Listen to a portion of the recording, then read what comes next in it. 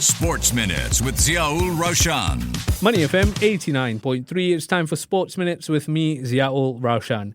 Now, in this day and age, sports and technology are colliding in extraordinary ways, revolutionizing how players train, clubs operate, and fans engage. At the forefront of this transformation is Koach Hub, a cutting-edge digital platform that is redefining player development, combining data analytics with innovation to empower coaches, reduce injuries, and optimize performance.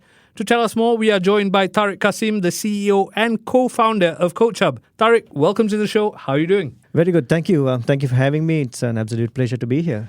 Excellent to have you with us. I'm particularly keen on this area of technology meeting sport, and I think it's so important in this day and age that we embrace technology to bring benefit to sport, and that's exactly what I want to talk to you about. What inspired you to create Koach Hub, and what problems does it solve in the sports world? It's a very personal story. So I've been in IT all my life, 2 decades. I mean, I've worked with corporates like the IBMs and the DBS banks. But something that a lot of people ask me is why the switch from IT into sports, right? It's a big switch. It's because of my son. So my son plays football here in Singapore, and as a parent, I saw that there is no data when you look at youth football.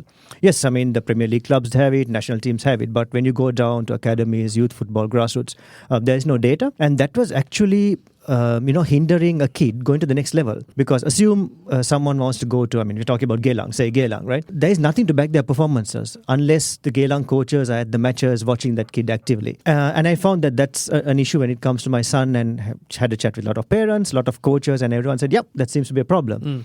So just dived into it, and from behind my computer now I'm in the field soaking it up. I find it absolutely amazing that you went from IBM, DBS to pursue something that's so close to you, and I think that's an inspiration for a lot of our listeners as well.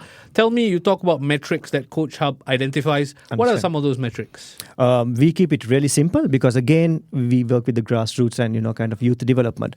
So very simple stuff like all the basic information of a player, his or her injuries, statistics. We save information like the IDP, individual development plan. That's like a training metrics. Yeah, and that's basically it. And then obviously we have integrations with variables where we get, say, for example, distance run, top speed, heart rates, and all these other metrics. But what we try to do is don't complicate it.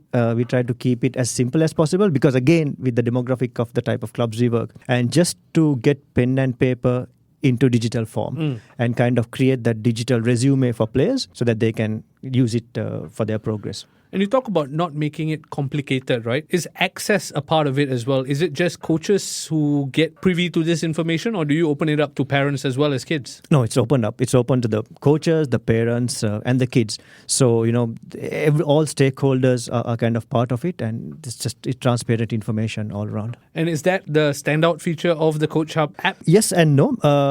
Potentially, one of the other features is, so assume we work with all the academies in a country. We have built a platform called Koach Hub, which is a scouting platform which aggregates all the data of every player in the country so that the federation or the national governing bodies have access to. Now they have access to every individual player, no matter where they play, whether it's a small club, big club, like in Singapore, like a kampung, as they say. So that actually helps the players to be now spotted by, the bosses at the top as well. Oh, wow. That's so important, especially when we talk about the grassroots level of football in Singapore and how that pool is almost lacking. Maybe metrics like this will help identify those players, right? Yep. Any examples of how it has significantly impacted a young one's career? There are quite a few, but I'll just take a club, for example, a very relevant club. It's called Garuda Lions in Indonesia. It's a club that serves the underserved communities. So it's completely free football for kids that come from very challenging backgrounds to keep them out of trouble. You finish school, you come play football, go back home, right? If I'm not mistaken, they are possibly the first grassroots club that actually started using data. Wow. And now they have started winning leagues. And I just got the news last week that they have been awarded by PSSI, the governing body, been awarded the club status. So they are not an academy anymore. So that's absolutely massive. So, we have played a small part in uplifting that. But not only that, I think what another value that Koach Hub brings is with our partnerships with like Geylang, Albirex, we have organized, the Geylang coaches, including Nur Ali, to go to Indonesia, do a few training sessions. Albirex Nigata, along with them, organized a grassroots football tournament in Indonesia, organized by Garuda Lions. And it was the first grassroots football tournament to have data in it, a comprehensive data. So what we have helped is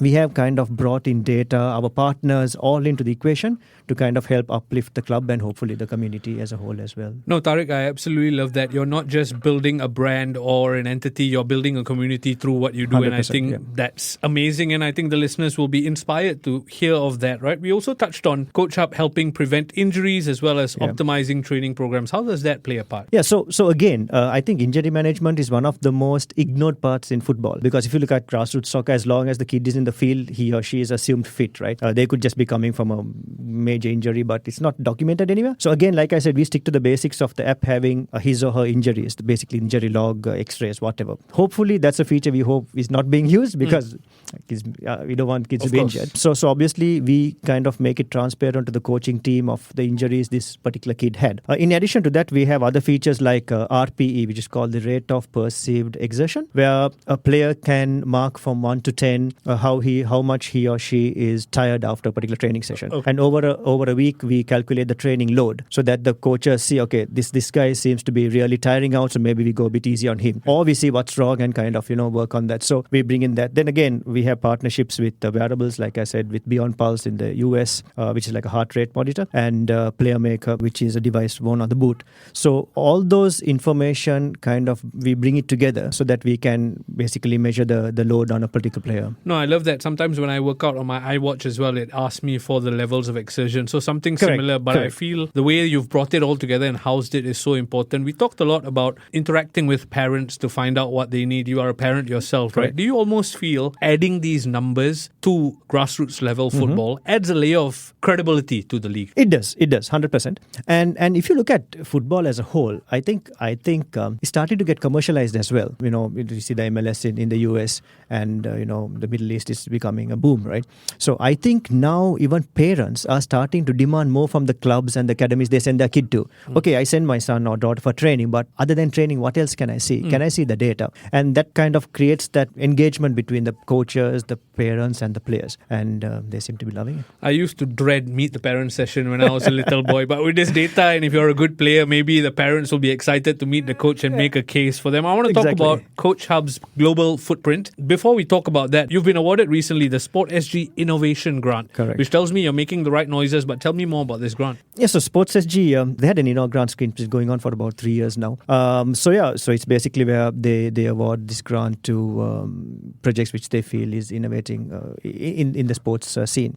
So applied for it, and actually our product Koach Hub is a direct result of the innovation grant. So we went to Sports Singapore and said, look, while Koach Hub is doing everything, it will be wonderful to have a scouting platform where federations get aggregated data, helping the federations for selections, and of course finding these hidden gems. Yeah, it was approved. We won the grant, and I'm very grateful for it. Fantastic, and you've put the money into good use in terms of creating that central hub for everyone to access, right? Talk to me about Koach Hub's global footprint. You're involved in, I believe, 13 countries, one of which is Laos. Yes. And when we mention Laos, we always think of a Singapore football icon in V. Sundramoorthy. I understand you're working together with them quite closely. Tell me more. Yes, so very humbled to work with a living legend, right? Something that came out of the blue, to be honest. Yes, we are operating in 13 countries at the moment. And how Laos opportunity came was Coach Herman, who is now also a Singaporean coach. He was with Tanjung Pagar earlier, if I'm not mistaken. He is the head of coach development in Laos. And he called me and said, can we take a look at Koach Hub on how Koach Hub can help? For the first time, I had a chat with Coach Sundram over a Zoom call, demoed the product, and if I'm not mistaken, within 2 days, they came back and said, yeah, let's do it. So what we're doing for Laos is everything was previously manual, Google Sheets and stuff like that. But now where we are at is we have about, if I'm not mistaken, 6 provinces running a Koach Hub, and they use Koach Hub for their national. So Singapore, we call it the NDC and JNDC, National Development and Junior National Development.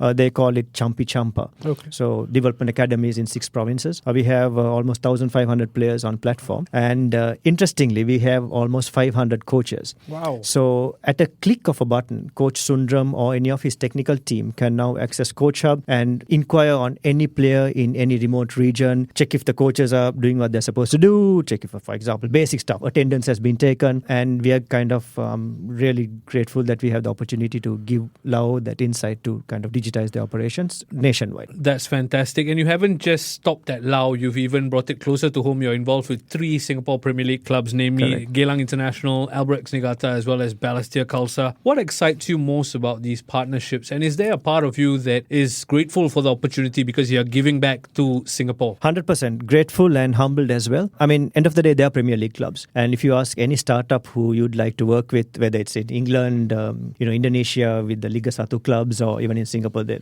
Premier League clubs, right? So very grateful for that. And also the chance to work with, for example, a legend like Noor Ali. And we kind of get to see the nuts and bolts of the operations. Not only the Premier League setup, right? Or the first team. We get to see how they transition players from as young as the under 13 COE team going to the under 15, 17s, and we get that unique perspective. Other than that, what's really exciting is it gives Koach Hub a unique perspective because we work predominantly with the grassroots. Yep. Now we work with so-called big boys. So now we are in a very unique position where we can actually see how we can bridge that gap between grassroots and the Premier League clubs. What can we do using technology to help elevate the whole grassroots system, right? Because we now have a benchmark to work on. Yeah. And that's just exciting. And this is a bit of a cheeky question, but I'm going to ask it anyway. We talk about 3 big clubs in the Singapore Premier League, right? Is there an NDA where you are not allowed to share Balestier's information with Geylang and so on and so forth? Oh, 100%, yes.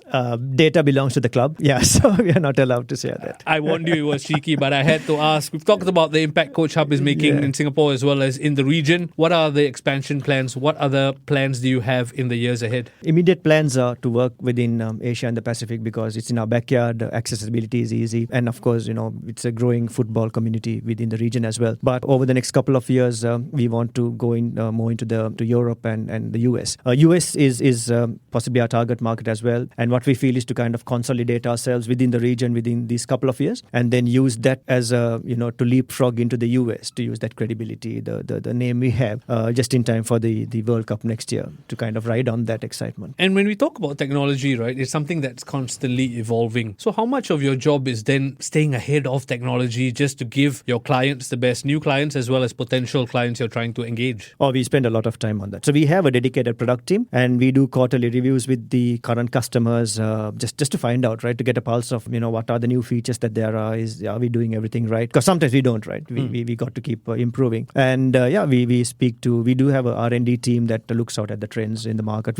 So we are on a lot of calls speaking to coaches, even if they use us or not, just to kind of get the current trends and to see how we can use that to incorporate into the platform. I can attest Tariq is working round the clock because the other night I texted him at 11:30 p.m. Not expecting a reply, but I got one straight away because he was waiting for a call with an American partner, I believe. Right, so that's right. quite exciting. You talked about expanding to different regions. Sure. I'm keen to find out, is there scope at all to extend to different sports? Yes, we have got a couple of inquiries to get into rugby and also basketball. Whilst doing that technically is very, very possible, we are kind of holding onto it for a moment because, look, I mean, as a startup, it's very tempting to run after the next shiny thing. But football is massive and I think we are just starting to scratch the surface. So we want to kind of go deep into the sport first before we kind of diversify into other sports. I'm not going to lie, based on everything I heard, it seems like the future for Koach Hub is quite bright in terms of technology. I have to ask you, we talked earlier about how you started up Koach Hub and why you started up Koach Hub. Personally, what has been the most rewarding point in this journey for you? I think